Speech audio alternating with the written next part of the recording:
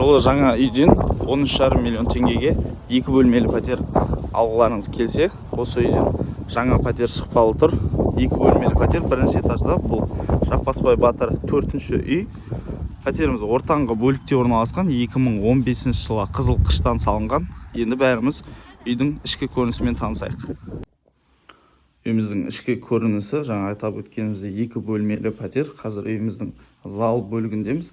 Залдың ар жағында үйдің лоджиясы бар, толықтай қапталған, пластиктелген. Залы өте үлкен. Және кіреберіс аймағымыз.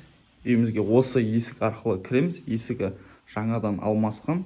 Кіреберістен оңға қарай ас бөлмеге барар жолда санитарлық тораптары, әжетханасы және де бөлек жуыну аймағы.